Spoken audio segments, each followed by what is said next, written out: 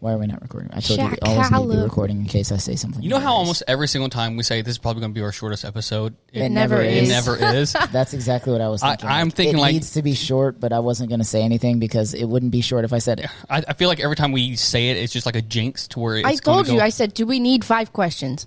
And you're like, we'll keep them just in case. Look, I'm hoping that this first little part... We have 3. We just need to not talk so much. What? 5 questions we only each. have 3. 5. 5 questions? 5. Yeah, that was the original. Ball. Shock. Oh, we're not talking about the fan questions. No. Okay. Yeah, I did put those in, didn't I? Yeah, I was like, we only have 3. Okay. And they're all from the last time I posted, too. Yeah, dude, there's so many. There's so many. I can't wait till we get to Alan's question. Which one was his? The one with the crazy long explanation about Usher's thing, and then at the end, he's like, what's your favorite fruit? All right. Y'all ready to go? I think so.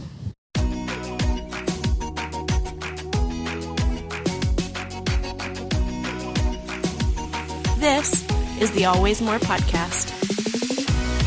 Hello! It is July 13th, and welcome to the Always More podcast, where we believe there is always more room at the table for honest questions, meaningful conversations, and deeper understanding. Today on the pod, we're talking about sports, British gangsters, swimming baths, fish storm, and so much more. But first, I'm your host, Harley Bean, and next to me, on my left, I have Timoteo. Hello, hello. And on my right, I have Christoph. Olo. And these are my besties for the Westies. Hey. Woo, woo, I like woo, it. woo, woo, woo, woo. Your Gen Z language never fails to disappoint or fail to live up. Excuse me, I'm at the opposite. Never fails to live up to the hype. To not disappoint. To not disappoint. That's Always that was fails right. to disappoint. Wait. So yeah, that does make sense. It fails to disappoint. It fails to disappoint. Oh, Yes. okay, yeah. So we were. Yeah. you I had the was idea. right. I doubted myself. I just like stared at him, and he was like, "Oh, I said the wrong thing." The Gen Z glare just. And I was Choose your words wisely. Why do we get dragged so much by Gen Z as millennials? I That's don't my know. question. Like, Because we you just guys want to are- be because friends. half of our guys are idiots. I saw a TikTok the other day that somebody was like, every time a millennial meets a Gen Zer, they're like, yes, this is friend. But every time a Gen Zer meets a millennial, they're like, how's it feel to have back pain, you old Prozac taking mother? It's like, good Lord. The accuracy, but the pain. I mean, you're right. We just want to be friends. We are your older siblings. Now give me back my shirt. Or whatever older siblings say. Stick a condom in your bag. I don't know. Oh, right. Safety first, kids. Safety first. Oh, very good. man. All right. Well, then let's just go ahead and get into the episode, shall we? Yeah. Are we gonna try to speed through this? I mean, I know we always say that, but let's see what our record is for today. I think we should try and surpass ourselves until we get to like a 5-minute episode one day. Well, considering how we're already halfway there, I don't think that's ever going to be possible. Oh. the intro alone is like a minute and a half. And we're like, okay, goodbye. Everybody have a great Welcome week. and goodbye. See you next time. Well, first up, we have Wreck and Rev. Tim, what you got? All right, so today I am presenting you guys with a TikToker. His name is Dan McClellan, and Familiar. he is no what would you call it? He's incredibly smart man. Let me say it like that. He is a scholar with a PhD in theology and religion. I discovered him on TikTok, and he knows his shit. Really knows his shit. So it's safe to say he's not on TikTok for the dances. Correct. I'm on TikTok for the dance. I'm just kidding. He's not like what you would call like the most entertaining guy, but he knows how to articulate and express what his point is very well. He knows a lot about the Bible. He knows a lot about religion. He knows a lot about a lot of assumptions that we as American Christians especially think about the Bible and Christianity, and he can very well put people in their place. And it brings me so much joy to watch him online because half of his videos are like super just straight up informational, like he'll present this topic and he'll share a little bit about it, or he'll have like a little series. But then half the time he's like rebuttaling against someone else. Like, When did you people know? step up and they're like, "Oh, I know more than you," and he's Right. like, "Well, you don't." And he always comes at it like, all right, well, let's hear it. And it's like this super, like, he's not doing it in a prideful bad way, but like in a prideful like, all right, give it a shot. See what Right. you got, kid. You can try. Right. You will try. But yeah, Dan McClellan, he's on TikTok. He also just started his own YouTube channel, and he has this mantra that he has. He actually has merch with it, and it's probably my new favorite thing in life. It's data over dogma. And basically, it's like whatever you think you believe, you need to first rely on the data. And that's a really great philosophy in life. Not something that many people follow, though. No, it's not. So yeah, that's my Rick and Rev. Wow, love that. Cool. You'll have to like put his TikTok thingy in the notes somehow. Oh, or I shall. Some way. I shall. We'll tag him up. Dan McClellan, come for us. Yeah, Yes. please. Don't actually. Well, we're pretty good people, I think. He's a polite guy. He's a polite guy. He's but nice. if you He's quite, nice. if you I try- actually follow him as well. He's a pretty cool dude. yeah. If you try to get in his way, he will politely but brutally put you in your place. Like an intelligent, brutal Just kind of yeah. thing. He like I said, he Pretty knows sure his stuff. people have like shut down their TikToks because of him. Oh, deserved. Like I- when it turns into like user 1,3456. Yeah, I've seen the most aggressive religious TikTokers try to debate with him, and it's like you don't know what you're getting There's no yourself into. You don't know. Nice. Love it. Chris, what you got? All right, so mine is actually a show that I discovered on Netflix. Came out a little while ago. I'm not even sure that it actually has a name. And you still haven't watched Ted Lasso, bro. I'm getting mad. Deal with it. So this show, it's more like an anthology series where you don't have to watch them in order. There's a bunch of episodes, but it is called Oat Studios. You can just search Oat Studios, and it'll pop up. It's kind of like Love, Death, and Robots, but most of it is live action. You know what he's talking about? No. It's weird. either. Okay, so Netflix, Oat Studios. The description is like this. Oat Studios is an independent film studio started in 2017 by Oscar-nominated South African filmmaker Neil Blomkamp. The studio was created with the goal of distributing experimental short films via YouTube and Steam and now Netflix in order to gauge the community for interest and feedback as to which of them are viable for expansion into feature films. Actors include Sigourney Weaver, Carly Pope, Charlotte Copley, Jason Cope, Kellen Lutz, Michael Rogers, Jose Pablo Cantillo, and Dakota Fanning. Yeah, I know that. Yeah. So basically, it's like a studio that people send them ideas, or writers will come to them and be like, hey, I've got this idea. And they're like, all right, let's make a short film. And if it does well, we'll try to make it a feature film. So it's a pretty cool Yeah. little thing. It's mostly sci-fi type stuff, futuristic, dystopian kind of thing. One of them was really intense. But, you know, it's pretty cool. Is it in the same vein as like Black Mirror? Yes and no. It's like alternate realities a lot of times, or like far into the future. There's one where these robots are basically just like roaming in the desert, and you find out that they're actually prisoners that had their minds put into robots as part of their punishment. Wow. There's one where there's a guy like in Vietnam, like 1960s Vietnam, through the Vietnam War, chasing after this other guy who has superpowers, and the two superpowered beings like end up in this firefight, but it ends before it gets too intense. Like I said, they're short films just to kind of see what people's interest is. So it's a pretty cool concept for a studio. Yeah. And I really liked watching it. There's I think like 10 episodes, and they're mostly like 10 minutes at most. Oh, okay. So it's pretty cool. Check it out. Fascinating. Oat Groovy. Studios. Cool.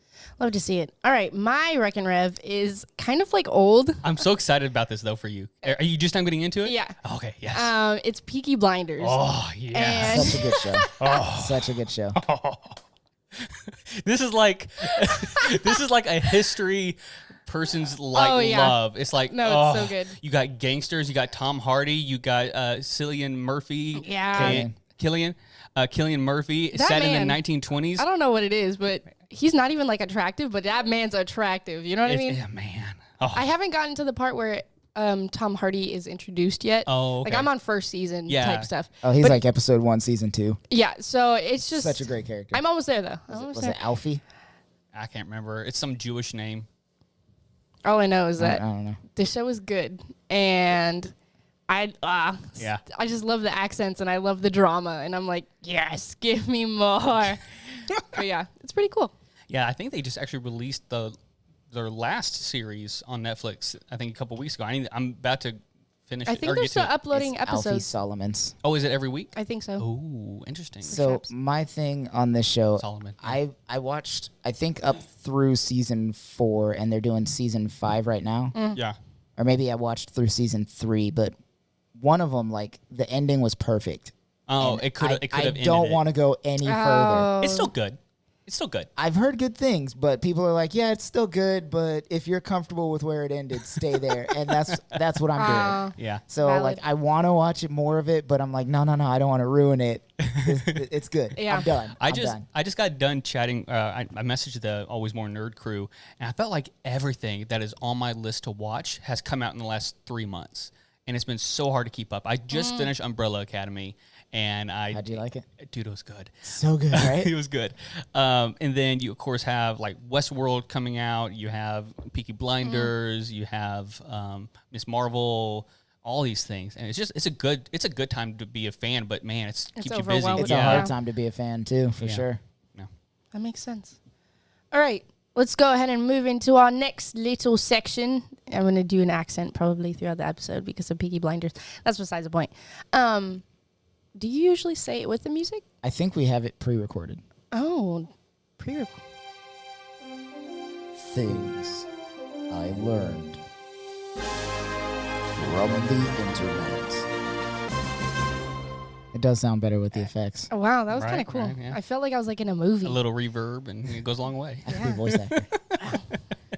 All right, so things I learned from the internet, guys. This blew my mind, and I don't want to make this a thing because I know that it is being made into a thing. But I'm going to ask you guys. You don't entertain it. I don't know. Look, Tim said this could be a fun debate, and I was like, there's no debate. This is not something to debate. I learned on the internet that there are people who think swimming counts as bathing or taking a shower. Okay, now Like- listen. Don't be that guy. Don't, no, you're my best friend, man. Don't do this to me. Don't do this to me. Listen. Don't do Look, this I to am me. all pro soap. Every time. Pro soap? Who is anti-soap? Here's my point: is I'm saying there's a gray area. There's no gray area. Yeah, listen to me. By definition, bath mentions nothing about soap. That's all I'm saying. The silence is it's- so loud. This is so gross. It's better than nothing, is all I'm saying. It's like if you have the option to, of No, course. I need you to use soap anytime you are planning to bathe, clean, shower, bath, If it's whatever. available, 1,000%. But my Not problem, if it's available, you go get it. You make it available. my problem here lies in the fact that people think it's like swimming, like being active and doing and like having fun is bathing. Yeah, like It's not. we went to the lake today, so I don't need a shower. No, it's different. We That's went, nasty. We went in the pool today, so I don't. No. Look, and somebody pointed out on TikTok that this is a cultural difference between people of color and palm-colored people. That the palm-colored people are okay with this, and black people are just like there. I've seen at least 6 different TikToks where black people just kind of like lean in. And then they just shake their head and lean back out. Like, that's it. Like, See, that's the whole thing. I remember this used to be a debate a couple months ago on social media, like that, like when it originally popped up. So I'm kind of interested as to why it's coming back. Like who did something? What did you do? Somebody gross did something. Why? Somebody Why? gross did something.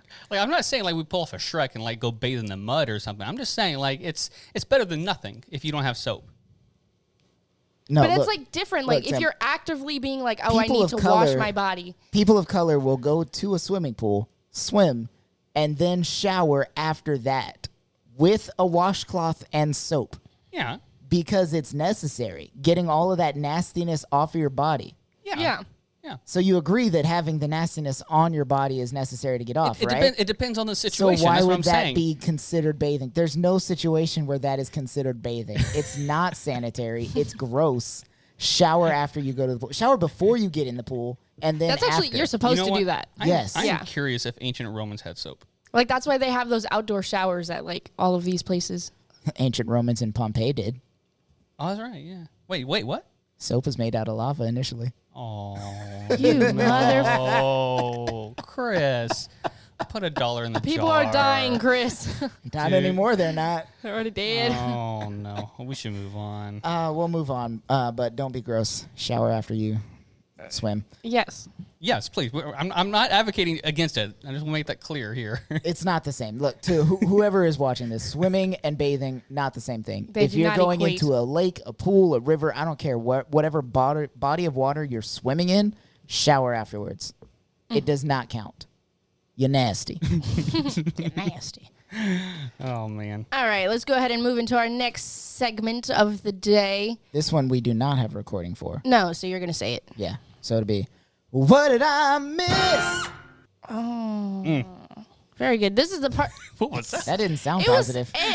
Was it a little off? it was a smidgen off. Was it me or was it the sound? I don't know. I think it was a combination, perhaps. And try it again. Yeah. What did I miss? Yeah. Much better. This, Okay. So it was me. I was early. It was Perhaps. Tim. Okay. Tim was a little early. You can just say it. It's okay. I don't think it just felt off in the moment. I'm open to Anyways, criticism. it- Not like I do this whole show by myself or anything. well, oh, You don't. You do most of it by yourself, but not the whole thing. All right. He needs our voices. Otherwise, we are utterly useless. Otherwise, nobody would listen. Nope. Just not Tim true. talking to himself, running back and forth for all three mics. He's like, well, I'll What have do you know. think, Tim? Well, I don't know. actually- What do you think, Tim? Just hear him in the background, running from mic to mic.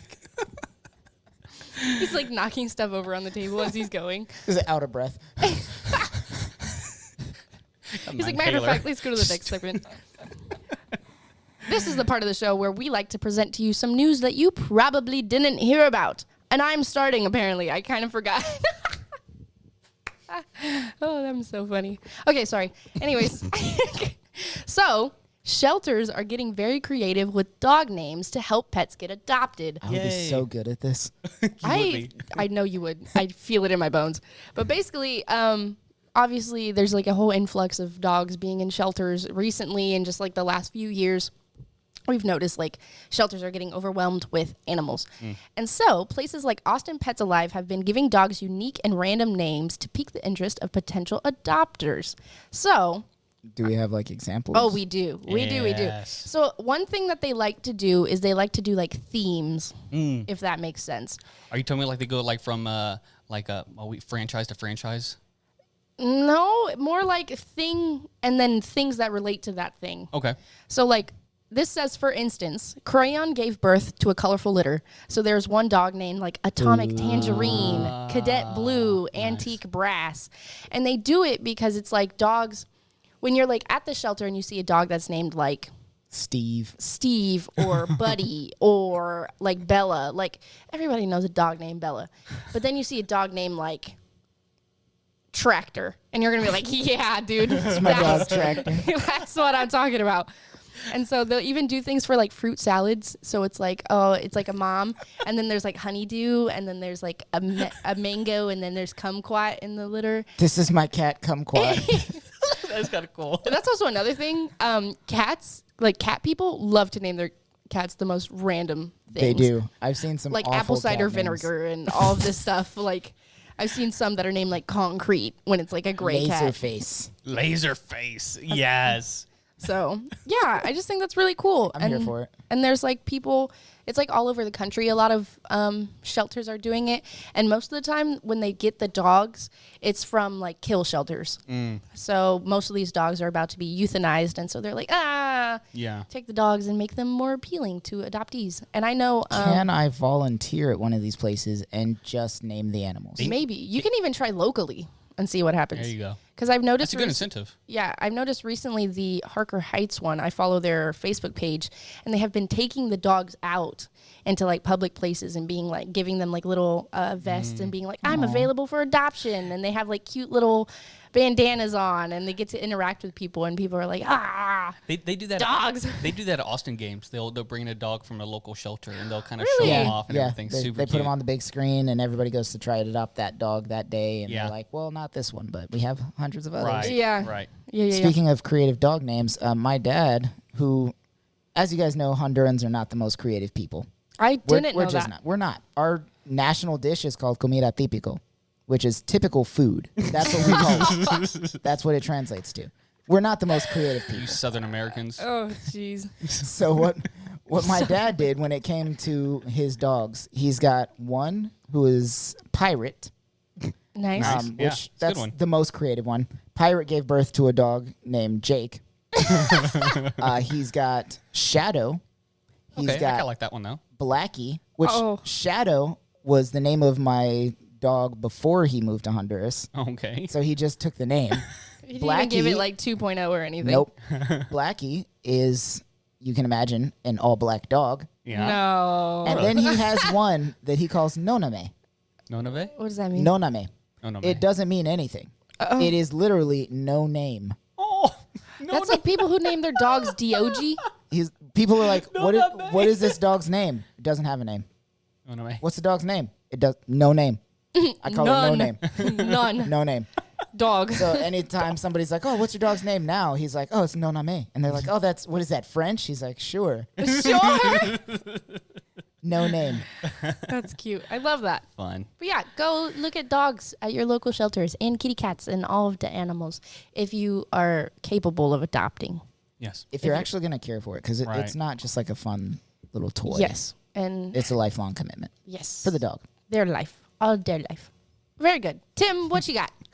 All right. It's getting fishy in San Francisco as anchovies are reportedly raining from the sky. Getting tired of your puns. I deliberately try to pick my stories now I based know on you do. I know you do, and I'm tired of it. I think it's because he's a dad. It really adds to it. It does. I also like to frustrate Chris as much as possible. Early in June, a Reddit user, San Franny, posted about a dozen San 8-inch, 8-inch silverfish rained down from the sky onto their friend's roof and back deck in the San Francisco area. Probably closer to 5 inches, but go on. Oh. Is that okay. Several other users commented.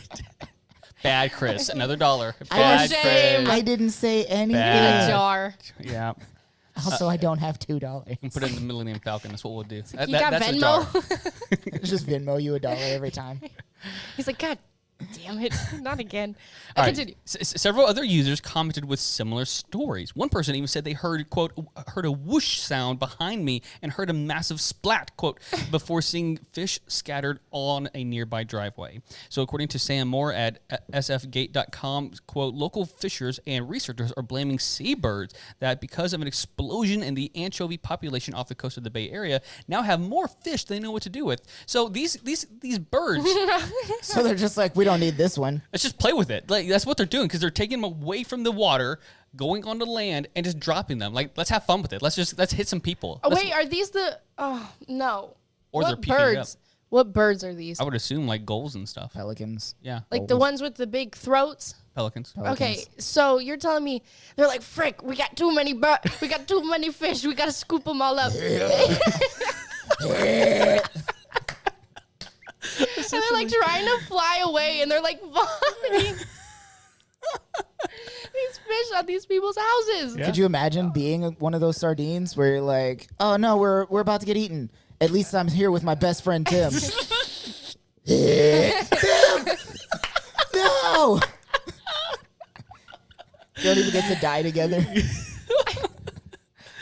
That's so bad. So last thing to say, Jim Irvin, a retired laboratory analyst at San Jose's Environmental Services Department, wrote in June 11th blog post for UC Davis's Autolith, thank you, Geochemistry and Fish Ecology Laboratory, that's a mouthful, that, quote, the anchovy population just exploded in the South Lower SF Bay.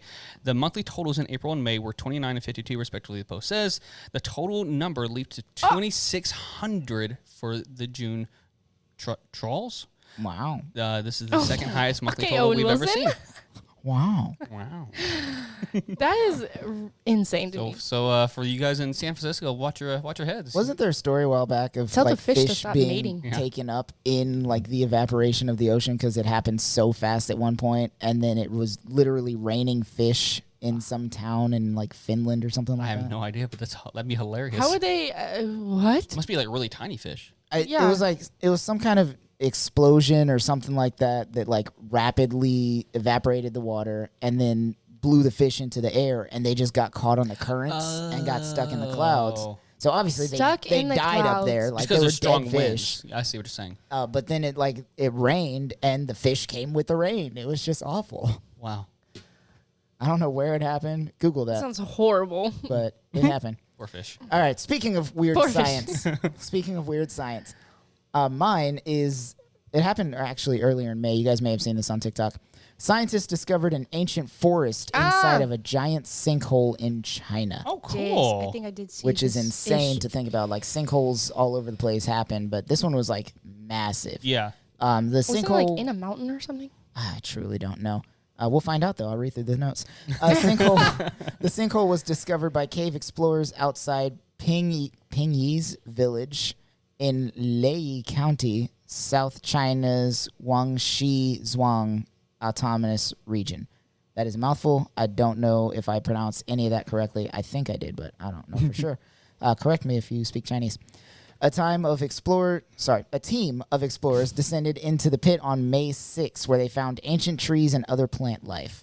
Sinkholes such as these are also known in Chinese as Tianqing or Heavenly Pit. Cool. So this one that they found was 630 feet deep, Whoa. which means that it would hide the Washington Monument and then some. Whoa. The bottom of the pit holds an ancient forest spanning nearly 3 football fields in length. Again, Americans will measure in anything but the metric system. Right. With trees towering almost 130 feet high. Wow. That is insane to think about. is. Like, It's been this there a minute. Giant sinkhole that had time to grow 130-foot trees. I wonder how they're getting that without sunlight.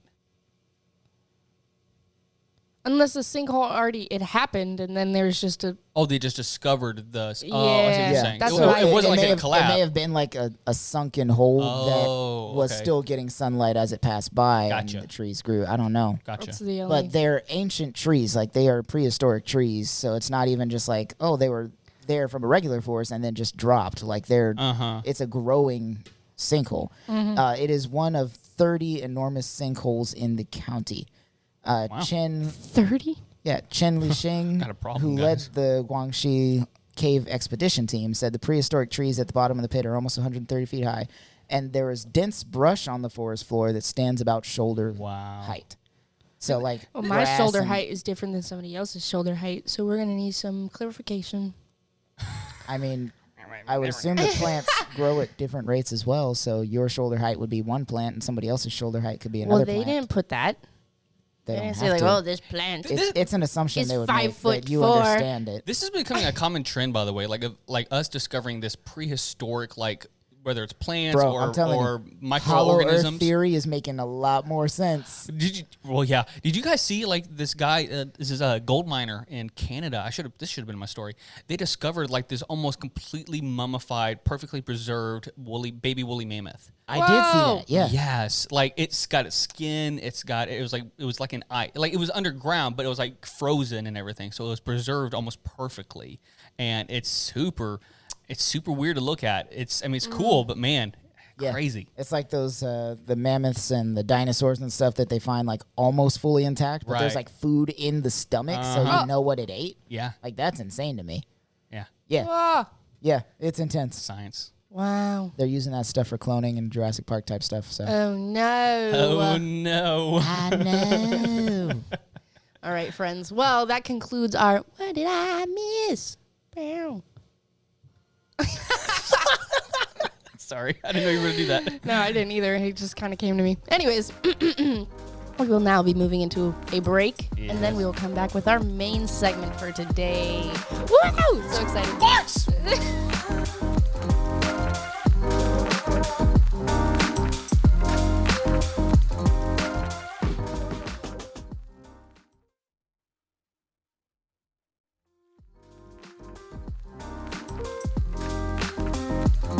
Hello, hello. Welcome back to our main segment for the day.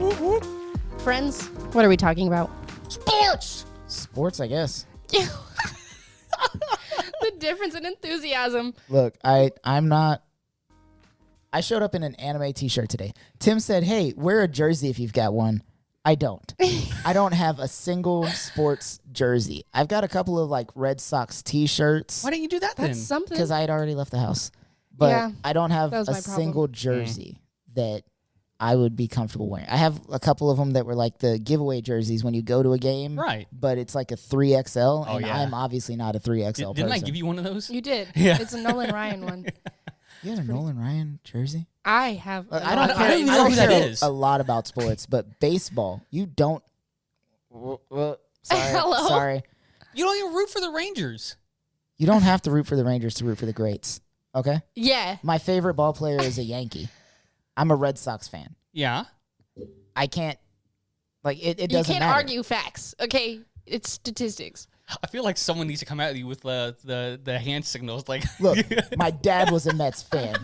Born and raised in Manhattan all his life. You believe this?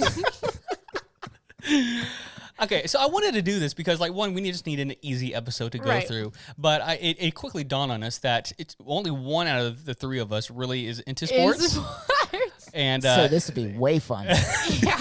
We have no idea what we're talking about. Absolutely But we're not. going to talk about it anyway. Oh, right. yeah. I mean, why not? Take a guess at who's into sports. I just want everyone listening to take a guess. 3, 2, 1. It's You're all wrong. It's actually Harley. It is. I know everything there is to know. I invented sports, actually. She invented sports. Back in my day. Look, the only thing I know about the invention of sports is that Peregrine Took's great-great-grandfather Yes, invented golf golf. when he cut off a goblin's head and it went sailing 50 yards into a gopher hole. I love that. Very cool. All right, so first up we have here, we're just going to do a little brief thing, is sports that we have played. So, Tim, Oh, you know yes. what? Actually, you go first. Me? Okay. Yeah. Okay, so this is with the context that I wasn't very good because I was asthmatic and also just wasn't talented. Genetics was against you, actually. The whole time. It's a whole Rudy situation going on, except worse. Wow. No. So what did I play? I played a lot of things. I played soccer for about 4 or 5 years with different like city leagues and stuff. I also I was in track and field. I did long distance running, which I wasn't half bad at. I did triple jump, which I was really bad at. I did like t-ball. I did basketball for one season, and that was horrible too. And I tried football and sucked at that. And yeah, I think that's it. Very cool. But soccer was my favorite one. Nice. It usually is for most kids. Yeah. Well, I was a cheerleader for 3 years. Hey. No, 2 years in middle school. Middle school was like my prime time of sports. That was when I was like, oh, I want to do Right. all the things. So I did cheerleading. I was cheer captain, if you can even believe that. That's cool. So that was a really fun time. She's cheer captain. I was on the bleachers. Little T-swizzle for you. Told you we stand Taylor Swift in this house. No, absolutely. Oh, Jessica loves her. Swifties. In 7th grade, I was on the dance team for like a Oh, I forgot I did moment. that too. Oh, cool. I mean, it was church, but Oh, it was definitely athletic. nah, disregard. I'm just kidding. Doesn't count. Doesn't count. I had asthma attack, so I mean, And Jesus didn't heal you. it accounted for me. Oh, dang. Oh, jeez. Okay. Sorry, I'm on one today. I'm sorry. And then I also did tennis for like a moment. And tennis was honestly my favorite because it was me and Jayla. You know Jayla. Oh, yeah, Jayla. We didn't even try to win. We just kind of like fucked around on the I just want to get on the bus and go places. I heard y'all stop at Whataburger for breakfast. I'm trying to go. I'm going. I can get out of school early. Sign me up. That's it. So that's literally, yeah, it was nothing of significance, I guess, for me. Fair enough. But it was fun. Yeah. Good times. Fun. All right. Well, for me, I was born into a soccer family, Yes. being Honduran. My dad literally taught me to walk by putting a soccer ball in front of me and making me kick it. Love it. That's how I learned to walk. So I grew up playing soccer. I was pretty good at it. My position was usually right striker, sometimes left striker. Doesn't really matter. Yeah. Interesting. I'm ambidextrous. Doesn't really matter. I'm ambidextrous with my feet. Like I have the same power left leg and right leg, and the same ability to aim. I think we should test that theory.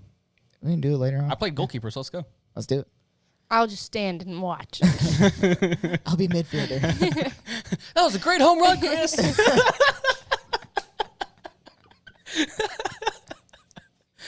Oh, jeez. It's not it at all. He scored. Yeah, well, I also played tennis in high school. I remember was that. pretty good at that. Got a couple of trophies and medals from that.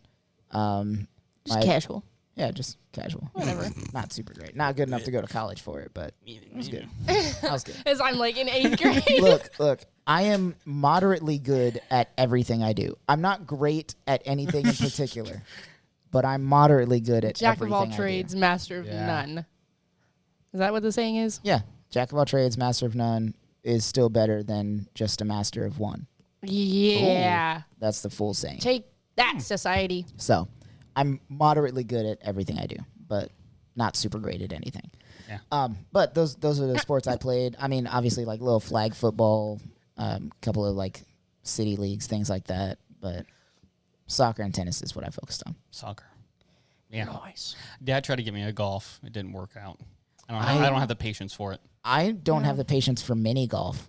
By Yeah. like hole 11 on an 18 hole, I'm just like, how far can screwing I get this around. ball? Yeah. Right. Bam! Now I enjoy top golf. That's fun. But, I mean, but that's different. Like it's basically bowling but golf. Top golf is just drinking and smashing a ball as hard Right. as you can. Yeah. So yeah, I love Hoping, it. hoping for the best. We should go to Top Golf. Yeah. After we go to Dave and Buster's. Yeah, it's because we still need to go back, don't we? We still have those gift cards from like more than a year ago, because So- it was Father's Day last year. Right. So the story was we went for Father's Day. Our wives surprised. Well, she surprised me. Jessica surprised me. Yeah, I don't know if it was I a was surprise for surprised. you. But we I were was there. surprised. We had dinner, and then right before we get to go and play, like everything shut down. Like the machines went down. It was like a crazy storm in Austin, and they Yeah. lost power. And when it came back on, Dude, like, nothing worked. Perfect. So they're just like, you know what? We're just gonna let you guys go. Come back and spend your gift cards with us later. Yeah. And we're like, free food? All right. Yeah. Oh. Like everything shut down. That was nice. That was good. Jeez, dude. Should have got more drinks. Should have. For shame. Anyway, moving on. First up, we're going to discuss what our favorite sport is. Sports. Sport Shouldn't sports. be too hard. No, this one's easy. Mine's the easiest. So, okay, I'm going 3-1, and this is a new one for me because I like exploring. I like learning new things, and this Right. is one that probably very few Americans are even aware of. We get it, Tim. You're better than us. No. Yeah, It's hipster. it's called cricket. Hipster. And most people have probably seen it, Right. but it's like this super. It developed like most colonial sports, developed in England, and it's basically you have two people on the other side, and they're throwing a ball to try to. It's like baseball. It's essentially baseball, but you're trying to get them out by hitting like these things, which I'm not going to explain yet because we're going to play a game later, and you can get them out that way, or they can get points by going rather back and forth. They run back and forth, or they can like hit it outside of the park, so to speak. But yeah, T20 cricket is one of my favorites. It's really fun. It's like baseball, but The only thing I know about cricket is that pitching is called bowling. Chris, stop. We're playing a game later. Oh, are we? Yes. Sorry. Well, you get a point too, Harley. Hey, bowling. And then I also know that the phrase sticky wicket came from cricket. I love that. All right, my next one is baseball, and that's just because I like the environment of going to a baseball game. It's not like my favorite to watch on TV, but I think the environment of going to a baseball game is it's an American in a good way kind of thing, especially going with like family and stuff. I think it's fun. Yeah, especially if a fist fight breaks out. That's just like the most American you can get. Oh, yeah. Fist fight at a baseball game after a nice hot dog, like, Yeah. can't beat it. No, genuinely. Peak American. And then last but not least, and that is soccer, which is, I mean, it's just soccer. It's fun. It's the world sport. Everyone in the world loves it. It goes by different names, but it's at every level, both professional, collegiate. Kids like to play it, and it's simple, so that means everyone can play it. Yeah. It doesn't take a lot of money to play it. You know, you don't have to have a lot of funds to get it going in small communities. Yep. So yeah. Very good. Chris? Cool. So my favorite from 1 to 3 would be, and I wrote this in order of playing because watching. Okay, so soccer would be number 1. I love playing soccer. I love watching soccer. I love going to soccer games. Yeah. But playing soccer is number 1. Baseball would be Same. number 2 for me. I don't really enjoy playing baseball too much, but I do love watching it. I always got put in like left field, so I always got little action. Oh, it sucked. Yeah, It happens. I sucked. It happens. I haven't played a whole lot of baseball, which is why I say that. I love watching the games, though. I love going to games, and I'll watch them on TV. Like, I like watching baseball. Yeah. And then tennis was my third, because I did enjoy playing tennis, but I don't like watching tennis. So, soccer, baseball, and then tennis. Cool. Very good. And then mine is just baseball.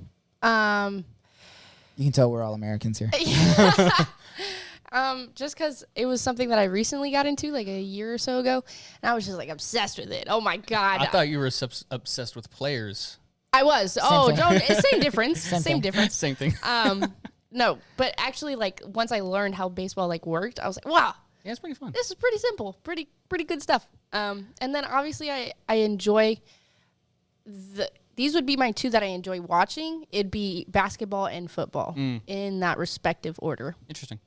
Basketball just goes faster for me, and you get lots of points and action, Right. and it's simple enough-ish. Yeah. And then football is just classic. Come on, you go to football games all the time in like high school and college and all that stuff. So I went to those because I was in the choir and I had to. or band. Marching band, yeah. Yeah. So it's just 4 years of going to those games. Oh, I remember. I didn't really enjoy being there. Yeah, I didn't care. Half the I time enjoyed I the would do it, stands. and then I would leave. yes, the stands are the best part, and I think I enjoyed the student section of going to like a football game. Yeah. Just hanging out with your friends is more important, I think. Yeah. Absolutely. You know, it's really interesting that you say it that way because that's kind of thing how I categorize my favorite sports because I like soccer for the constant action. You may not always get goals all the time, but there's nonstop action for 45 minutes at a time with a break in the middle. You have nonstop moving. Like there is no timeouts. There is no like stopping the clock. The ball is always going. Right. But then for like baseball and cricket, it's a lot more laid back. And it's just a different type of environment where you go to a baseball or cricket game, you're just sitting back and enjoying. You can have conversations People with the person with next to you. you. Yeah. Whereas at a soccer game, there's not a lot of conversing going on. It's exciting and it's loud and beers flying and stuff. Oh, that sounds fun.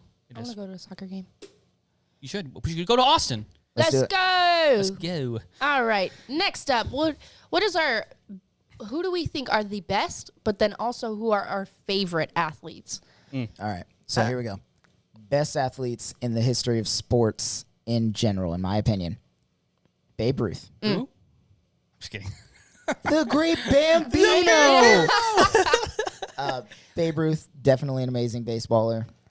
Started off in the Red Sox, went to the Yankees. A lot of people think he was half black. Perhaps. I believe it. I believe the theories. Check them out if you don't believe me, but we're not going to dive into that right now. Secondly, Serena Williams. Yeah, she's She cool. is an amazing athlete. Incredible. Her and her sister Venus both amazing athletes. So many title championships, medals, trophies. Like you can't like my favorite. There was a tennis player recently, a male tennis player that won some kind of award, and they're like, "How's it feel to be the first person to win this award or first American to win this award?" And he was like, "I'm pretty sure Serena has like 3 of these." And the lady was just like, "Ooh." So Period. top tier. My 2 favorite athletes would be Jesse Owens. Yeah. From the Berlin Olympics. Coolest. Classic. Just because of him as a person. Truthfully, I don't even know what event he was in. I know it was like track and field. I just don't know which event he did. That's a good question. I think he did a sprint of some kind. But that raised Or a fist, relay of the some raised fist at the end, that Right. was it. That was game over for me. And then Jim Thorpe, a Native American footballer back in the day. And when I say footballer, I mean like American football, not worldwide football.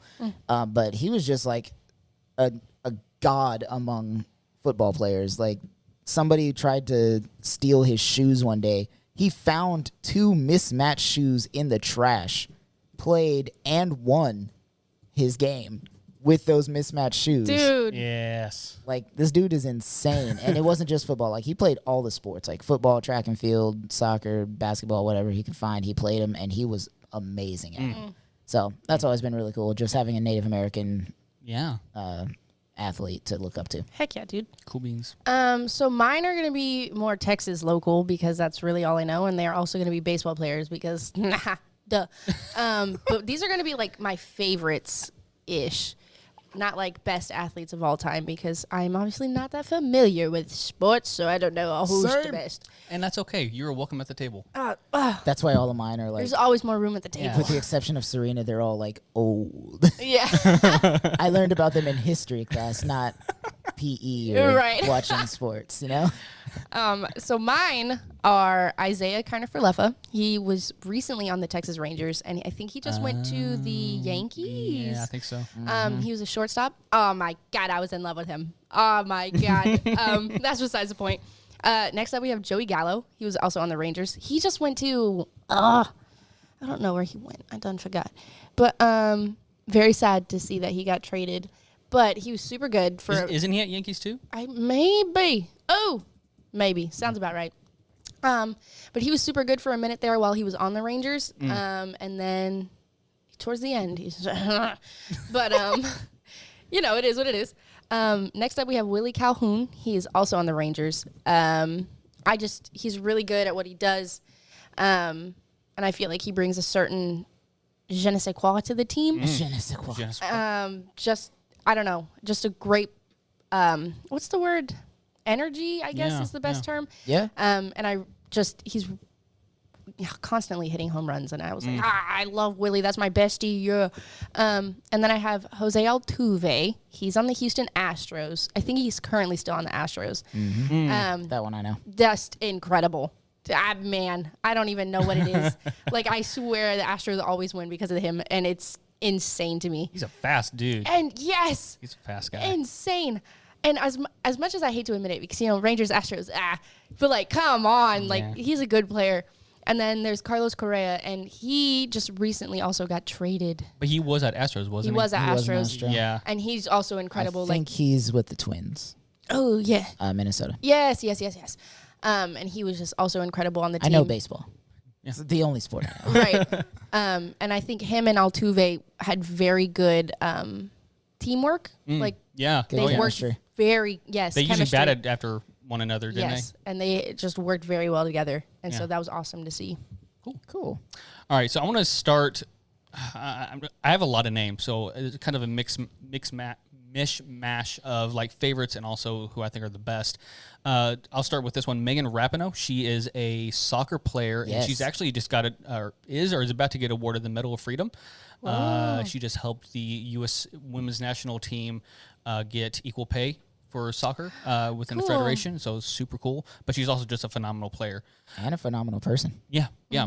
Next up, we lived through a legendary time when it comes to the Olympics, and that was through Michael Phelps.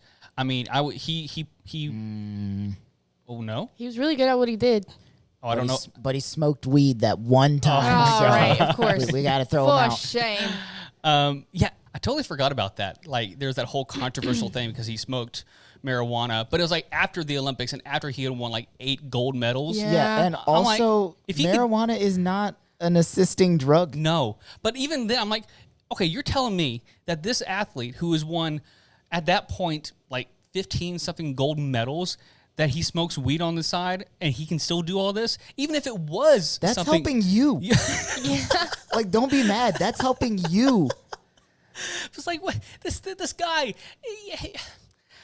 he could do it. Like, even if you thought it was like rather a bad thing or like a drug enhancer, like, yeah, never mind. Anyways, You know, I've always been pro enhancement drugs in sports anyway. just to see where they can go. Yeah, like Oh, I they're mean- all experiments.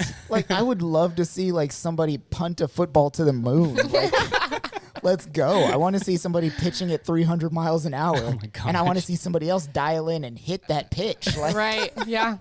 that would be great to me. I want to see like the cap of what humanity can do. Yeah. So, anyways, Michael Phelps, I mean, the fact that we got to see that in action, he became the highest gold-winning medalist of all time, and that was super, super cool to see. Next up, Gigi Buffon, or Gianluigi Buffon. He is an Italian goalkeeper who is heck of a man. You should Google just to see him. But he is a beautiful man and a very talented goalkeeper. He played for Juventus for a long time. He won the 2006 World Cup, and he's one of my favorite goalkeepers of all time. Next up, Erling Haaland. He is a Norwegian striker, and he's currently one of my favorite players because he's just got like one of those fun personalities where he like loves his teammates and he loves what he does. Those are always the best. Yeah, and like he's like football is life kind of person. Like he's just a super fun person. But yeah, Erling Haaland, and he's just got traded to Manchester City, if I'm not mistaken. Next up, the legend Michael Jordan. I was Top tier. after watching the documentary, The Last Dance. It just kind of more And I cemented. took that personally. It kind of cemented to me, like, yeah, this is probably one of my favorite basketball players. We could argue all day long who was the best, but I think Michael Jordan was, if anything, the legendary. You come to me when LeBron has 6 rings. That's your only argument? That's the only one I need, Sean. All right, next up, Weston McKennie. He is a current U.S. national team player who also plays for Juventus. He is a, did I say midfielder? He is that. He's a really great player. He's a lot of fun, and every time he scores a goal, he does like this. Sorry, that's me. I was like, what is... Whose phone? He does this little signature. Everyone's got like signature moves when they score a goal, and he does like this Harry Potter wand thing. That's cute. It's super fun. And then last but not least, I think is my favorite, not only my favorite soccer player of all time, but who I think is arguably the best soccer player of all time, and that is Lionel Messi. The dude is magic. Look, I hear the debates with Cristiano Ronaldo. After he was played for Juventus, I kind of changed my attitude about him. I think Cristiano is the hardest working football player, but I think Lionel Messi is just magic. He is the most talented player without having to, he works hard, but I don't think he has to work as hard. But his stats and his goals and his run in 2011, 2012 with like 90-something goals in one season was just mind-boggling. And so, yeah. Very good. My athletes. Love to see it. All right. Well, then. I would just like to point out that Pele was the best soccer player of all time. You can argue that. I don't think so. There's no argument statistically. You want to go? His goal ratio is far greater than either Ronaldo or Messi. Okay, but are you counting the recreation games that he played while he was in Brazil?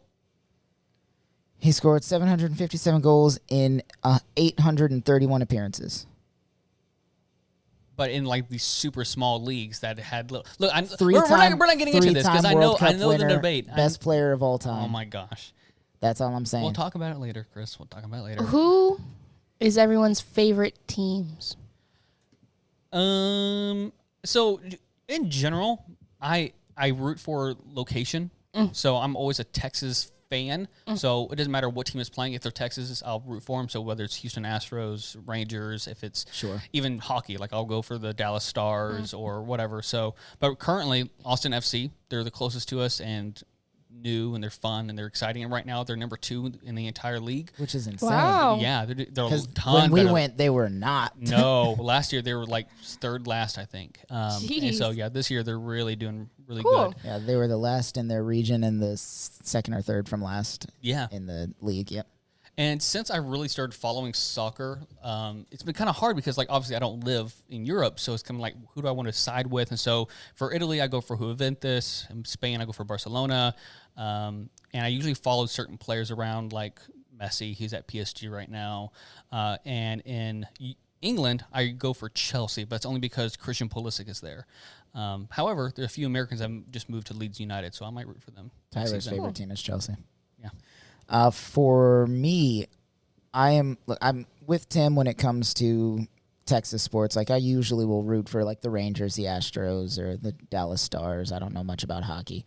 Austin FC is my favorite American soccer team. Yeah. But I am a Red Sox fan So through random. and through So to the random. day I die. Why is that again? My granddad was a Red Sox fan. Yeah, that's what it was. Uh-huh. Yeah. I am a Red Sox fan, and I am not to the level of some of my friends who are also Red Sox fans, but I will fight for the Red Sox. Yeah. I have a friend who will throw down at the mention of the Red Sox. I don't think she listens to this podcast, but she live tweets every Red Sox game. Oh my No gosh. way. So, like, anytime, like, April through October, you're like, all right, let's just mute her Twitter. Because you will see her try to fight grown men. She's literally 5 feet tall. and she will literally fight grown men Over the Red Sox? Over the Red Sox, Wow. yes. Dang. It's intense. I wish I had that kind of love for anything outside of my family. But I am a Red Sox fan. Not to that degree, but Red Sox for sure. Yeah. Now, outside of the U.S. soccer, my dad's hometown, San Pedro Sula in Honduras, has a team called Marathon. I went to one of their games when I was like 5. Favorite soccer team ever since. Love them. It's a local team. They're in the Liga Nacional de Fútbol Profesional de Honduras. Nice. Honduran Professional Football League. Yeah. And I know some Spanish. I can tell some things. Professional? Yeah, I got that. I got it. And then for other sports, what I like to do is if somebody's like, hey, what's your favorite team for this sport? I will pick a random team. Absolutely. I'll stick with them for that year, which is insane because like 3 times I've done that for football. I picked the Super Bowl winner. No, you didn't. And I have no info on how football works or any of that stuff. The year the Buccaneers won, and one year it was the Patriots, but they weren't expected to win that year. And then when the Packers won. And actually when the Packers won was the year that I worked at Disney. So I got to see Aaron Rodgers, I think that's his name, Aaron Rodgers, at Disney World. So that was cool. Yeah, I like to do something along those lines, but it's more like every game. Every individual game. So I like the ones in the blue uniform. Yes, absolutely. The green costumes are pretty. Every time. That's what I do, basically. Like at the bar. Just like, who has the coolest costume? Yeah, like who's got the And then coolest people are mascot? like, they're not costumes, they're uniforms. I'm like, whatever. Same difference. I was a theater kid. Yeah. What do you want from me? I love the Texas Rangers. Those are my babies, but that's just because that's who I got into for baseball. Right. I'm starting to branch out and like explore other teams. Red Sox. And For Boston, for Boston. No. Not gonna. No. anyways, I like the Astros just because, Houston. Yeah. Same thing with everybody else, Texas teams I try to root for. And that's really it. I don't care Yeah. about anything else. I used to be into basketball a little bit more, but with that sport, like players change teams all the time. Yes. You can't really be. I mean, unless you're like doing local things, but like otherwise, it's like you can't really follow a team with like the certain players because it changes every single or even halfway through the season. It's like, yay, Tom Hardy. Wait, I thought you were in Houston. No, wait, you're in Brooklyn, and now you're. I can't even keep up Yeah. anymore. But, There's just also like in every single sport, there's way too many teams for me to keep up with. So I'm just like, Every city out there has yeah. a team. And so that is intimidating with like soccer because there's so many different leagues Yeah. and it's different I mean, competitions. same with baseball. Like, same everything, Yeah. all of it. Like you got the Tired of this, and Grandpa. even in like different states or cities, like you've got 2, like the New York Mets and the New York Yankees. Yeah. It's insane. Yeah. So I just go for whatever feels right in the moment. as you should. Whatever you're vibing with. Yeah, whatever I'm vibing I with. feel like that's how life should go. I agree. Now, are we gonna do this game? Yes, let's Okay, do cool. it. We can do it. real quick. We are gonna. How do I explain this? So it's basically us guessing how the game works. Right. So each of us have a game that we have chosen, and we will ask the other hosts 5. Or are we gonna do 3? Let's do 5. We can do Okay. 5. I think if we go I quickly. don't think I can find 5 questions That's about okay. my game. We'll We'll do save like you for 3 to last. 5. 3 to 5. Questions about that game, and we have to guess what the answer is. We're giving like multiple choice options, and we have to guess and see how many points I guess we can rack up. Yes. I'll keep track of the score here. So Tim Yes. is doing cricket. I am doing pickleball. Yes. And Chris is doing zorbing, Zorbing, which I've never heard of in my entire Good. life. So because that was going to be my first question. What is it? cool. So let's go ahead and get into it. I think Tim really wants to go, so we're gonna get. Oh, okay. Yes, you're going first by default. All right. Chris, are you ready? I'm ready. Okay. First question. How many defensive players are there on the field during play in a game of cricket? 6, 11, 15, or 17? 15? Was that an option? 6. 15. You say 15, you say 6. Incorrect on both accounts. It's Frick. 11. It is 11. Frick! 11 players in the outfield. No points. Hate it at here. No points. Okay. No soup for you. No, so, how many innings are in a 10-20 game of cricket? 2, 6, 12, or 20? A 10-20 game of cricket? Mhm. I'm going to go with 20. Okay. I would say 20. You're both incorrect. It is 2. What the freak? So in the way that baseball has like 9 innings, Yeah. like because they go back and forth, cricket only has 2. But they like all of one offensive team is during the first, and then it swaps on the second. That's how it works. Cool. All right. Well, we're doing really great so far. Okay, here we go. This one's a little bit easier. What is the flat wooden object that is used to hit the ball? Is it a bat, a cricket, a stick, or a pipistrello? A bat. Oh. It's a bat. What are my options again? Bat, cricket, stick, or pipistrello? Stick. A bat. The correct answer is bat. Frick. Chris got a point. Yay. All right. I know things. I just didn't want to pick what Chris picked. It's a trick question. It was a tricky question. Is a bet. All right. Number 4. What is the name of the position of the athlete who throws the ball? Pitcher, thrower, bowler, or striker? Bowler. Ain't it? Isn't that what you said earlier? Bowler. Yeah. Who throws the ball? 2 Bowler. points. Yay! 1 for Chris, 1 for Harley. All right. Last question.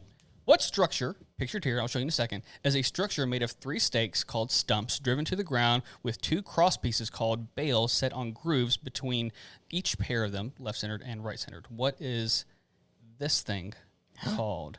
Don't say it yet. Here are the options. You have a wicket, sticks, a cricket, or a boundary. Wicket. It's a wicket. You're both correct. It is a wicket. All right. Congratulations. Chris, you have 3 points so far in this game. Harley, you have 1. I have 2. Or I 2. just Two. got a Sorry. point. You're You correct. better run me my point, Timothy. Better run me them points, son. All right. So I'm assuming Chris is still gathering up his questions. Harley, you should go next. Okay, cool. So my game is pickleball. My first question is, what is a dead ball? First, when the server messes up the serve. Second, when any fault has occurred. C, we're going to do letters because that's what I have. 1 second. C. I have them here as like A, B, C, D. And I was like, why am I doing that? Anyways, so C, disrupted play, or D, the ball fell apart.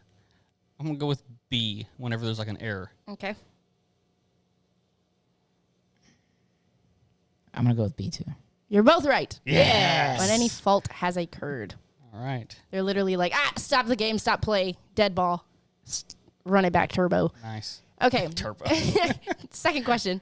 How many timeouts are allowed per game? Ooh. A, 4, B, 1, C, 5, or D, 2? I'm going to go with C. 2. You're going with C? Yeah. You're going with D? Chris is right. Darn. Only 2 timeouts allowed per game. Yeah. Darn. It's a pretty fast game, so that's probably why. Oh. Third question. How long can a team serve for? A, until they score. B, until the other team has scored. Or C, until a fault has been called. You only did 3, right? Mm-hmm. B, until the other team scores. Okay. I'm going to say C until a fault occurs. Chris is right. Yeah. You're really good at Dang, this guessing dude. thing.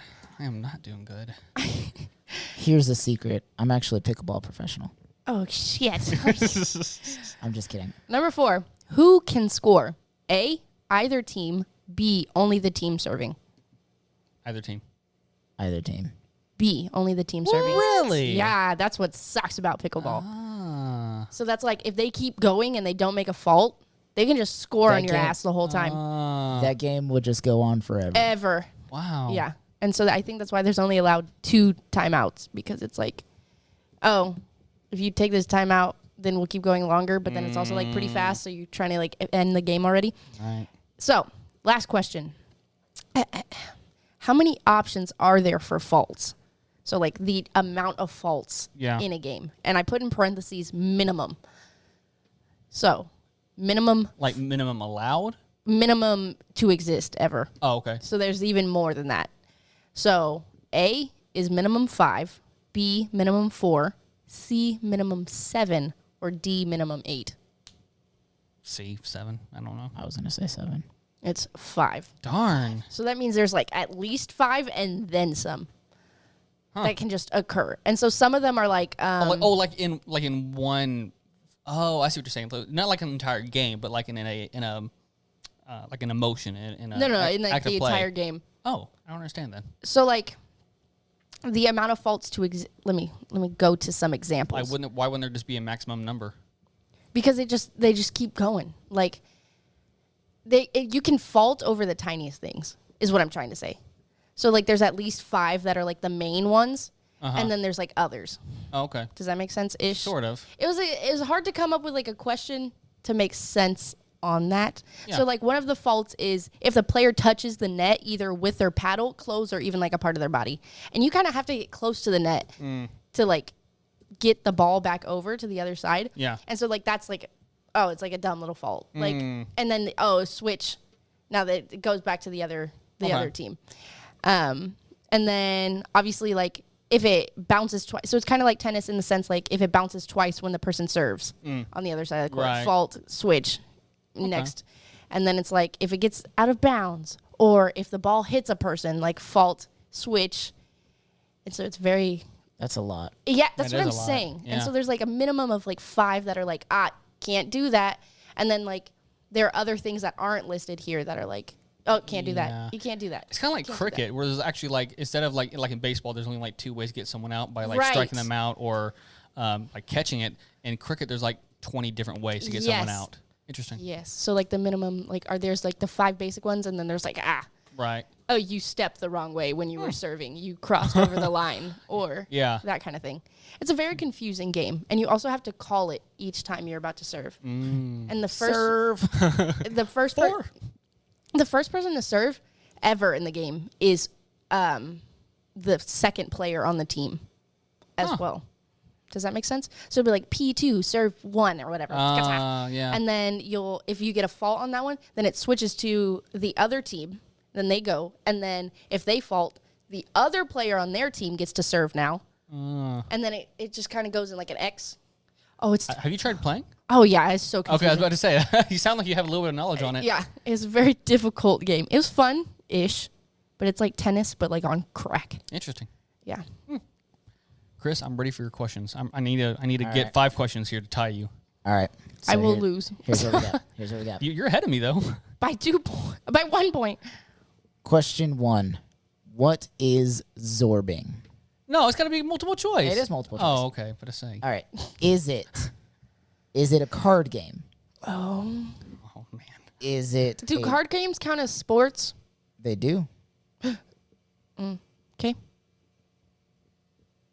Is it sorry. Is it a card game?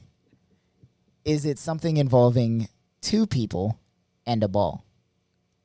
Is it something involving teams and a ball? I don't like this. Or is it a team card game? Team card game. Yeah, let's go with that one. Locking my answer.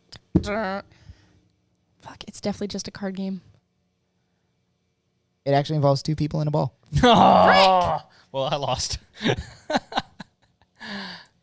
You can still tie, Oh. but I can't win. But you guys lost. No, she can still. Oh no, with these questions, you both lost. Oh, that's fine. There's no way you know. Jerk. There's no way you know. All right. And I'll explain sorbing afterwards because I know you guys So have it's no idea. 2 people and a ball, is what you said. I don't like where We'll this is see. going. We'll see. What do you mean we'll see? It's Question 2 people, 2. ball, and cards. Question 2. How many balls are involved? Fuck. 1, 2, 3, or 4? 4. 4. 3. Thank you. Come again. It's 2. This is so much fun. I'm just like coming up with the most ridiculous I'm answers. winning a sports game. All right. What is the most popular location for zorbing? Is it a field, a mountain, a lake, or the ocean? Oh God, ocean. Definitely a field. What did you do, Chris? You're going to be so mad. It's a mountain. Oh God. No!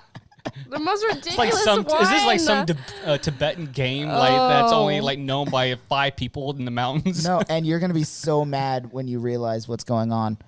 All right. What was the first year zorbing was actually considered a sport? 2022. No. Not even close. So we have 1975, 1980, 1982, 1985? 85. 80. Yeah, it's 1980. Yay! Harley got one. Give her a point. Ooh. All right. What are you not allowed to wear while zorbing? Well, you're in the mountains, so let's take that into consideration. A helmet, Oh. shoes, jewelry, or a seatbelt? Why would you wear a seatbelt, Chris? I'm going to say seatbelt because it's just the most outlandish one. Unless you're just being Chris and you're just throwing random shit out there. Well, we don't know what if you have to sit in something for this? That's what I'm saying. That's why I'm saying seatbelt. I'm going to say jewelry. Run Harley her point. Yes! It's jewelry. You're not allowed to wear You're jewelry. just being Chris. That's what I this am is. 100%. Why do you need a seatbelt? He just threw something out there. Don't worry about it. Oh, I think you need a What? seatbelt. What are zorbs that leave your legs Zorbs? exposed? What are zorbs? One more time. What are zorbs called that leave your legs exposed? Are they monitors, blankets, shelves, or seats? Is this from Futurama? No. What is this? A real thing? Futurama? This is a real thing, and what's really going to bother you, Tim, is you've done it. I don't even remember the answers. I'm going to go with A.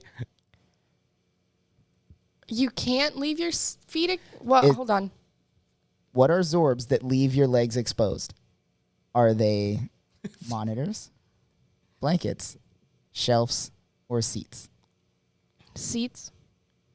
Actually, Tim got this one. Hey, look at It's that. monitors. What the?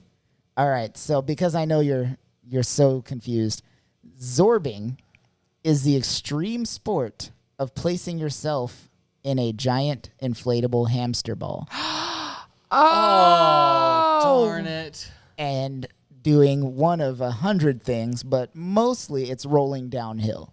It's very popular in New Zealand, and you have done it. Remember at the summer camp where we did that? Yeah. dude. Yeah. That is zorbing. Wow. So didn't know it had you a get name. into an Yeah. inflatable ball that is also encased in another inflatable ball so that you're more secure and more safe. You can wear a Right. seatbelt, so you strap in. There's two balls involved because it's one on the inside, one on the outside. There's at least two I hate people that because it's technicality. usually a race. So there you got a race. It was invented in the 1970s when hamster balls were invented, the ones for actual hamsters. Oh, so they had fucking But humans too. it became a thing in the 80s. Yep. You made this And extra you're hard. you're not allowed to wear jewelry. I should have come in here with like super extra hard questions, you I jerk. should have totally What's picked crazy a is different I sport. missed the question thing, and I didn't know we had to have questions, so I did this while I was answering y'all's Oh questions. my gosh. So just say you're I'm better than us. I will. I'm better than you. Wow. I'm better than all of you. Well, congratulations. I'm better than our listeners. With your 6 points, Chris. You can't say that. They'll stop listening, Chris. They won't listen. They'll hate. They won't at listen that in the point. first place. They'll hate listen at that point. All right. Well, God. I guess that concludes our That's zorbing for you. sports. This is not how I thought this was going to end. No, this is not going to go the way you think it That is. didn't go the way you thought it would. Never Did you? does. Not when Chris is involved. All right, guys. We'll be back. Just give us a minute to recuperate.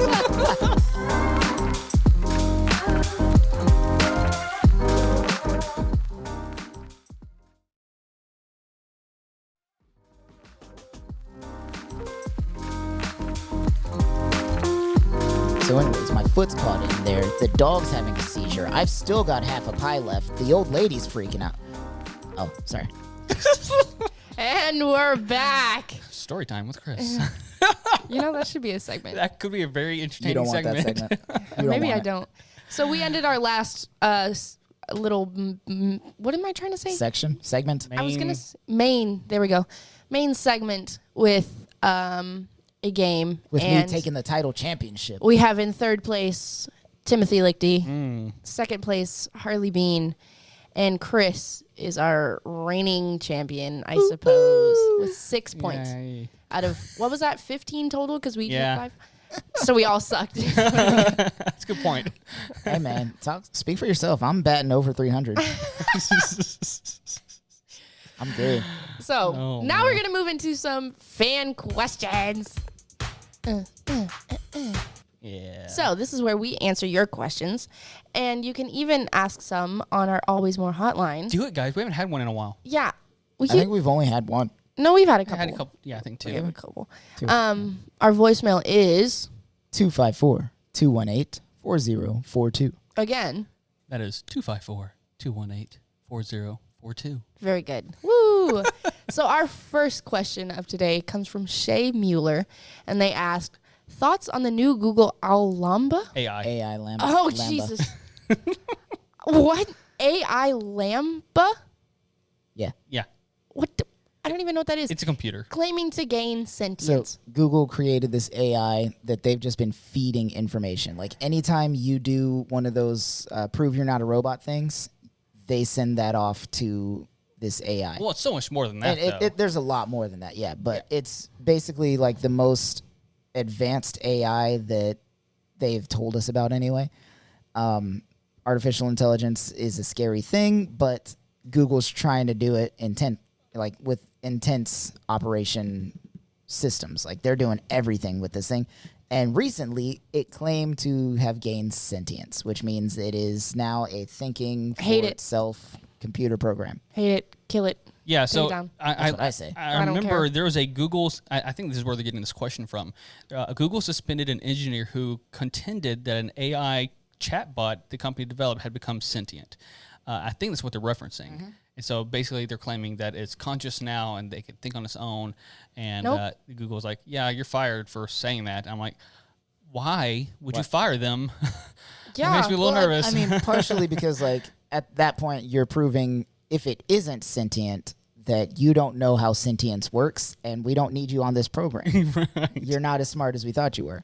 But Or, if it is sentient, it's like, hey, you weren't supposed to tell anybody. right. yeah. So it could go one way. I mean, I'm sure there's like in between middle grounds there, Yeah. but those would be my two. Like it's one or the other. Either way, it doesn't make me feel good. No, And I say kill it with fire. I think, yeah, Unplug get it, rid of it. stop it, turn it off. That's Skynet 101. Yep. Like there's not been one instance of an AI in like science fiction or fantasy gaining sentience and it being a good thing. Right. Isn't Elon Musk actually trying to come out with like some AI robots and everything? Wow. I know previously Elon Musk was like, hey, we don't need to do anything with AI. I don't know what his feelings are now, but he used to like put No. money into programs to stop it, Yeah. which is what I would do if I were a billionaire. Mm-hmm. It's like, Well- hey, how much do you want for this program? $2 billion? Sure, take it. And then kill the program. That's it. AI is going to be the end of us. I'm telling you. Probably, yeah. Yeah. All right, cool. So that ends that. Kill it with fire. Second question. Thank you, Shay.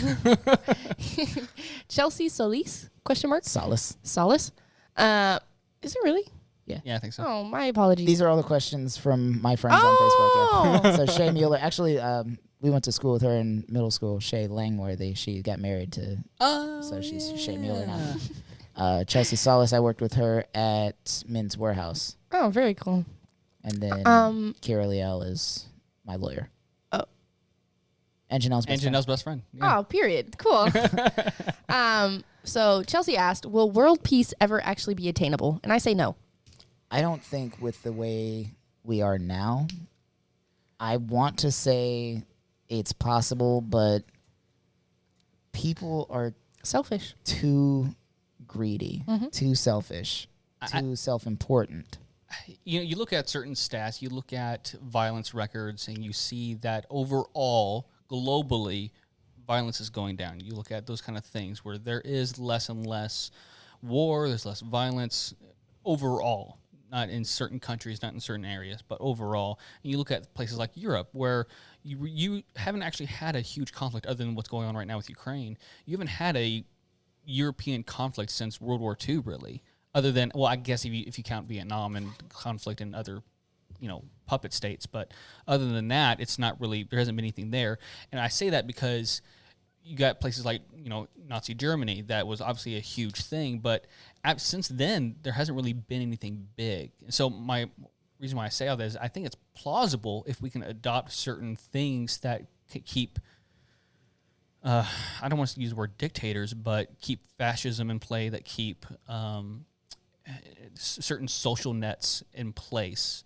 I think it's possible, but there's going to have to be a lot of changes in certain countries like United States. And I think if we do attain world peace at any point in time, it will be a very temporary thing. I'm thinking like 5-10 years tops. That's it. Like, if you can get to a point where there's not one country trying to invade another country, nobody's at war with anybody, obviously that's still allowing for, like, individual homicides and, like, small shooting events, things like that. But, like, no country at war with another country. Some of those, like, ancient wars that have been going on for hundreds of years, if we can find a way to settle all of those, I think 10 years tops and it'll go right back to where we are. Yeah, I think, and I don't mean to start playing this card, but, you know, religion obviously has a big part in 100%, that. 100%. You know, whether it's here in the United States, whether it's in Palestine, Israel, whether it's even in the Middle East and Africa especially, it's really hard. That's why I said it's plausible, because everything that we see in stats show that there is less violence, less of those things happening. But there also has to be certain social safety nets that need to go into place in order for things to become more stable. And but the that's a uber good rich point. are not about providing those safety nets. Very true. Yeah. So. And just in general, people in power, like, you've seen time and time again how that has not been feasible. And it's just... Yeah, people in power want to stay in power. But and it's also a matter of instilling fear, I think, is what keeps peace. Right. But to that point, though, you have two really great examples of two different countries that had really horrible regimes. You had, like, East Germany and you had USSR, and both fell. But since then, one has become what is today Russia, this oligarch and this powerful rich holding on to the wealth and everything. But then you have Germany, who, relatively speaking, is a peaceful nation and who has really great social settings and environment, and it takes care of its citizens. And there's not much. But you also have to keep in mind we have a huge military base there. That's for a reason. You know what I We're mean? allies with Germany. They're not scared of us. Well, that's an old one that's left over from World War II, though. But even then, people are still getting stationed there all the time. Right, because shit happens in Eastern Europe. And It's more of a forward base. Yeah. It was there because of World War II. Right, but what's your point? That obviously they're not going to act up if we're there. They're not scared of us. We're allies. No. That we know of. How do you know that? My point is they don't need to. Like, their government is stable enough, and, like, their citizens at this point in time, anyways, they're pretty level. I would say that the French are a little bit more extreme than the Germans are, but they have a stable government where they vote. Like Chris has said many times, like, anything that we think is far right is far left. Far anything left. Anything that American politicians say is far leftist propaganda is, like, center there. Yeah. Like, it's just the norm. Like, But that's in most European countries. That's right. Every other country but the U.S. Their far-right politicians don't even debate what we're begging for. Like, universal health care, that's not even a thing there. It's just accepted as a fact. Yeah. Here, we're like, well, how will we pay for it? Who's going to do it? Blah, blah, blah. And the Germans are like, oh, I mean, everybody else has figured it out. Yeah. So. And that's my point, and that's why there is, I think, a level of hope for the future, I guess, is that you do have Germany was a fascist state. You have Italy was a fascist state. You know, you have these places that were not too long ago these really horrible places, and yet they've been able to, you know, from relatively speaking, you know, make a better turn for its country. So it's not impossible. I mean, true, but I think a lot of that came from the fact that there was a stronger presence, aka us, there to, like, ensure that these things would not happen again. And, like, institutions like the UN and all of this. Yeah, that's a good point. Kind of stuff. But we are also falling apart, so I wonder how that's going to happen or how that will affect the rest of the world. So, Yeah. I mean, I would just assume those other countries take over military bases and make them their own. But, you know, whatever. See? Come on. Yeah. Anyways, I don't know if it will be attainable in our lifetime, but maybe one day. Yeah. Hopefully. Hopefully. Next up, you said Kira? Kira. Kira asked, what reality show would you win for sure? Chris, yours All right, is so brilliant. here's the deal. I used to think that I could do Ninja Warrior Oh, no. until I went on my last work trip.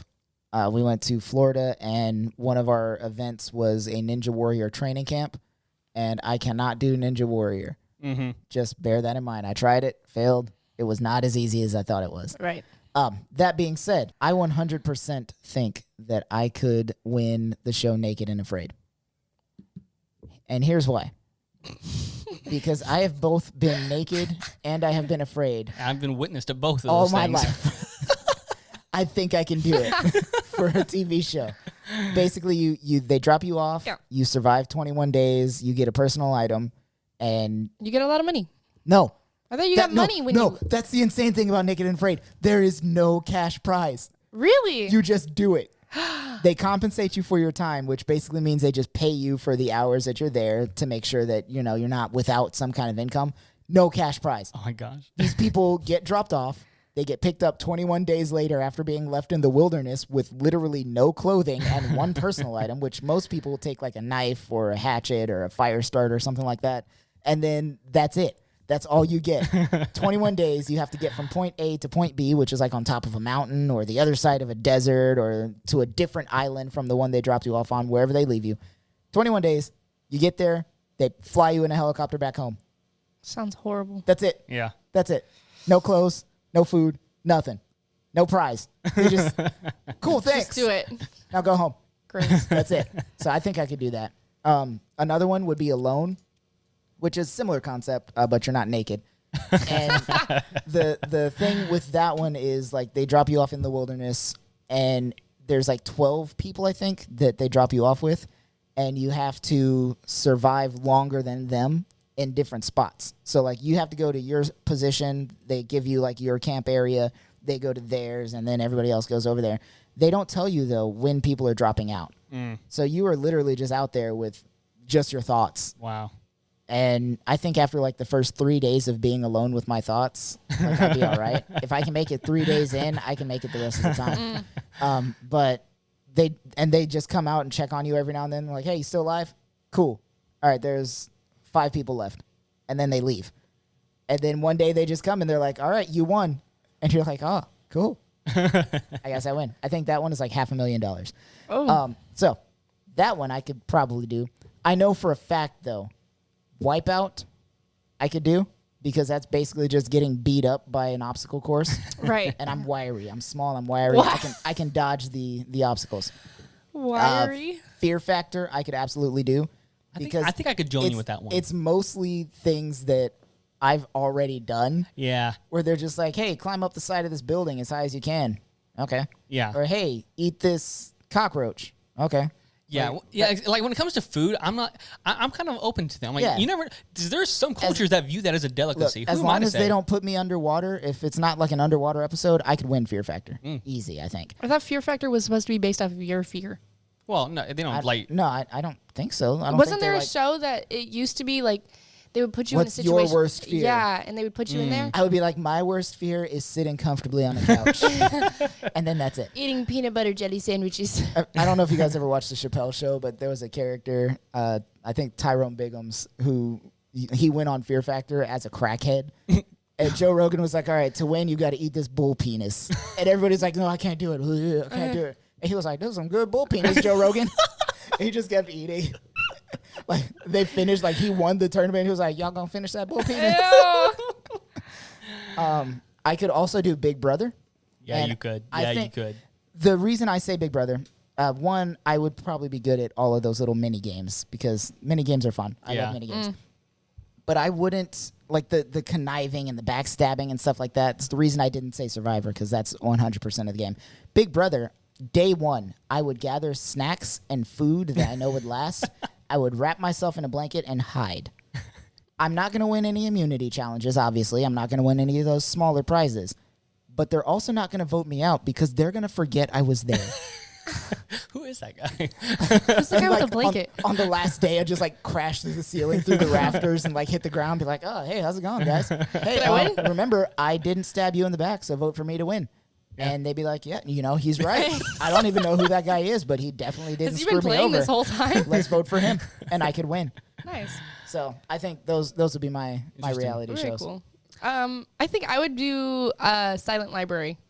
What is that? Do you remember? Oh, I remember that. It's like literally where you get like a group of friends or whatever, and you go in this like library setting, and you have to like do these like games or whatever, and you each flip a card, and the person gets like, there's like a, what is it, like a check mark, and like you're safe, and there's a person who gets a skull and crossbones, and you they gotta have like to do the challenge. They have to do the challenge. And so Never heard of this. half the time it's like so cool. I'll show you after this. It's the funniest shit ever. I think I could do that. And like half the time you just have to be quiet. They have That's they the have like thing. microphones that catch your sound levels, and if you hit a certain decibel, You you lose. You lose. You don't get. I don't think you get kicked out. Do you get kicked out? I can't If you remember. lose so many amount. Okay, yeah. So you get so like many times. Strikes. Yeah. Yeah. And so it's like it's just the funniest game ever. And yeah, I think I could do that totally. Yeah, Interesting. it's challenges like a tortilla slap. Yes, yes, and you gotta like not laugh or Okay. something Or like that. Oh, you know Or what? like I have you, seen you that. gotta like light something with a match while you're holding it in your No, butt is cheeks that- or something like that. Is that like an official game show, or is It that was like a just, game It show. was. It was Oh, on. okay. I thought it was like It was I on think it was on MTV. MTV. Yeah. Okay, I thought it was like random stuff on the internet. It was Okay, I know what you're talking Silent about. Library. It's the Yeah. best. I don't know why they ever got rid of it. They picked an Asian host to kind of like mimic Iron Chef, but it was Silent Library. I loved it. It was very good. Interesting. I think I would thrive with trivia stuff. I do generally well with those kind of shows. I think I could do Fear Factor only because like I'm not generally afraid of things. Like if it's a cockroach, it's one time I could potentially win $1 million. I'll eat a cockroach for $1 million. Right. But yeah, Like I said, man, I will sell out for way less than you think. I eat a cockroach for $1,000. It's like you got $5, hand it over. yeah, done. Significantly less. But anything that requires too much energy, I don't think I would survive that long. So any of the Naked Afraid Survivor, I don't think I No. would do so hot with. That's the thing, though. You just sit there. That's Yeah. it. Oh, You could You have just to sit there. survive. Now, I did find out, like, after a few times, I'm actually a pretty good shot. So I could have done good with that show, Top Shot. It's basically just different rifles and guns and target practice, basically. You know, I think things like that, but then I remember these are people that have been training their entire lives. Like, I'm Yeah. a pretty good shot, but these are people that, like, could throw a nickel in the air and hit it without looking. well, it wasn't that good level people on the show, but yeah, I could hold my own, is what I'm saying. I don't know if I would win, but I can get pretty far. Oh, I would also like to be on like British baking show or something. Oh, I would suck, but yes, that would be would No, fun. that's the point. That's the whole point. I would own that show as Yeah. a chef. Yeah. No, wait, scratch that. You're not a chef. On I there. would be owned by that show as a chef. Yeah. That's the one. That's the one. Oh, Very man. good. Janelle could do it. Oh, I would love to see her go. Man, that would I be keep fun. trying to tell her she needs to go to Chopped. Yes. Oh, dude, yeah. Get her Every in. time we But that's watch like a- Chopped, they pull out that basket and she's like, "Oh, immediately I would do this, this, this, and this," and it sounds so good. You know, Jessica's the same way when it comes to like, what is it? What are those older games? Not Jeopardy, but well, she's good at that too. But Who Wheel Wants of to Be a Fortune. Millionaire? Wheel of Fortune. Wheel of Fortune's Dude, really. Family Feud. I'm good at Family Feud. I'm not. I do good on Family Feud. I think too realistically. I'm like, no, there's no way that many people think that, and I would get it wrong. That's because you have faith in people, Tim. No, I know. I do not. no, we'd be That's so why good. I'm so good at Family That's like Feud. that recent one with Steve Harvey that went viral. He's like, "What would you like your girlfriend to do?" He's like, "Sit on my face." He's like, "Sit on her face." You know what I'm talking Yeah. about? That's hilarious. And it went ding, and it was on the board. Yep. Like people are wilding out here. But yeah, no, love I it. love I Family love it. Feud. Yep, Wow. yep. Okay, cool. there you go. That was today's episode. Very good. I had fun with it. Yeah, Yeah, it was a fun absolutely. one. What is anybody got any final thoughts? I have zero brain power left, I think. There's a lot of conversing for me today. I would have a lot of fun on game shows, I think. Yeah. I didn't even think about like trivia game shows when she asked that question, so I don't know. I would do okay at it. Like I'm pretty good with like historical. Like I do pretty good at Trivial Pursuit. Right. Most of the time. You do. Pretty But- sure I won last time we played, but you know, whatever. Let's go again, bro. Let's go. Let's do it. Are we ending the show? I think we are. Whoa. Did we say at the same time? I don't know. My brain is short circuiting. All right, guys. Are we going to talk about Spotify or no? No, skip that one. Stupid. Actually, do we get an ad from them? Let me not say stupid. No. Oh. I love Spotify. Anchor is owned by Spotify. Oh. but- Oh, I use anyways. Spotify. Spotify. Okay, friends. Thank you all again for listening to our wonderful podcast. Be sure to subscribe, like, share, and leave 5-star ratings on your favorite podcast. unless there's more stars, then give us. give us all of the them. stars. Give And the then if you maximum don't, amount of stars. and if you don't like and us, if it's not don't stars, rate. if it's like hearts or something, give us the maximum amount of those. oh yes, please, we love you. Thank you, so good. Come again, please. And don't forget to follow us on Instagram, TikTok, Facebook at Always More Pod. Yes. Tim, where can you be found? You can find me on Instagram and Twitter and TikTok at Timothy Lichty. That's Liechty. Chris? I'm on Instagram as @Captain_CT Ford, and on TikTok I am Christopher.Lionheart. Very good. And on Instagram, you can find me at WhatHarley, WUT Harley, and on the Clock app, HarleyBean.co. Yes. All right, I think that's all we got for today. Hope you enjoyed our sports fanatic sports and all that jazz. And thank you for listening and being a part of this. And remember, there is always more than this. Bye. Peace out, Girl Scouts. Thank you for listening to the Always More podcast. If you enjoyed today's episode, be sure to subscribe, share, like, and rate on whatever your platform of preference is. You can follow us on Instagram, TikTok, and Facebook at Always More Pod. If you'd like to submit a question, you can ask us on any of our social media platforms, or you can leave us a voicemail at 254-218-4042. If you'd like to feed into our caffeine addiction as well as support the podcast financially, you can do so at buymeacoffee.com/alwaysmorepod. For further information and to contact us, you can email us at alwaysmorepodcast@gmail.com. God damn it, Tim.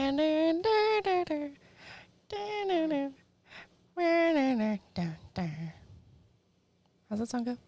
I don't know what song you're... No, it's a song. Chris. Tonight the music sings so loud. Are you serious? You serious right now? I wish that we could lose this crowd, baby, and you're mad at this way. No? Are you serious? I neither want to say we could have been so good together. Are you, what? We could have been so good together. Oh, but when you sing it like that, it makes sense to you. Yeah. You That's the line it took. shitbag. No, that's just the line it took to like click in my head what it was. What song is it? We could have been so good together. Careless Whisper. God, Harley. Thank you.